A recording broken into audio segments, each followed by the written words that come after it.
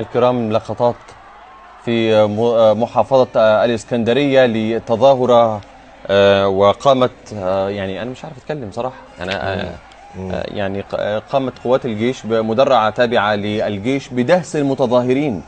يعني هذا يعني هي خبطت العربية اللي فيها الميكروفون، خبطت الناس وخبطت العربية وخبطت كل حاجة. يعني ده سلوك همجي بربري، والانقلابيين ده أنا أرى أن أي مبادرة تصدر في هذا الوقت أن تشمل بندا واحدا، وهو إعدام هؤلاء، لأنه لا يبدو واضحا أن هناك أفقا للحل مع هذه المشاهد تظهر أن هناك مرتزقة. شوف ليس هذا جيشا. لا شوف، يعني خلينا بس نبقى واقعيين ولا نتاثر ب يعني التعامل بالعواطف. هم يريدون ان يقمعوا الصدمه والارهاب، وهيقتلوا الناس دول، وهنقتلكم وهنذبحكم وهنسحلكم في الشوارع.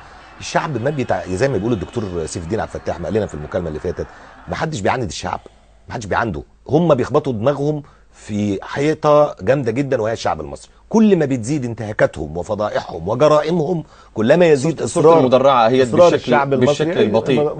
المدرعه أي مدرعه تابعه لما يسمى بالجيش المصري، تدخل وتدهس المتظاهرين بهذا الشكل الهمجي الذي لا يعبر الا عن بربريه، ويعني انا رايي عن وحشيه يعني. وارى انه لابد لهذه اللقطات، اذا كان عندنا يعني ناس عايزين يحافظوا على بقيه من ماء الوجه لديهم، سواء في القوات المسلحه او في الحكومه، ان يتم التحقيق في هذه الواقعه فورا، ومحاسبه الشخص الذي يعني قام بهذه الجريمه ضد مواطنين مصريين، ده اذا كان عندهم بقيه من حياء. هؤلاء طبعا هم عندهم نقطه دم. دول الارهابيين اللي بيتم دهسهم.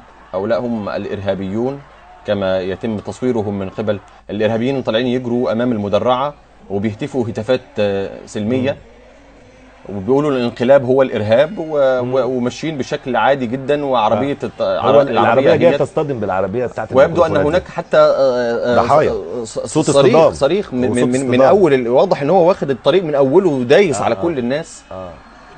شايف هؤلاء هم الاصطدام.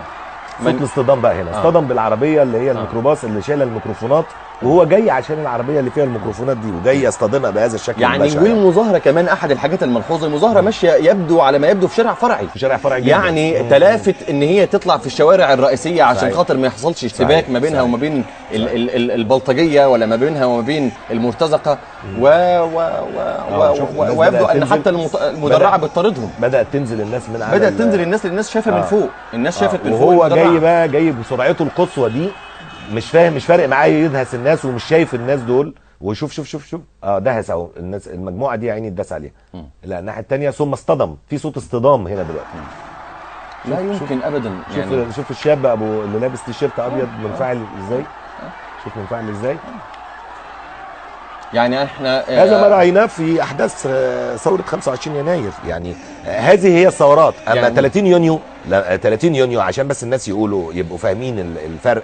دي الثورات اللي فيها ضحايا. اما 30 يونيو فهي مظاهره خرجت عبرت عن مطالب، انما الذين يزعمون زورا او بهتانا انها ثوره هم الانقلابيين، وهم الذين يريدون الانقلاب. هذه هي الثورات، هذه التي يذهب ضحايا. هؤلاء هم من لديهم مطالب خرجوا يطالبوا بها ويصرون عليها ويقتلون من اجلها.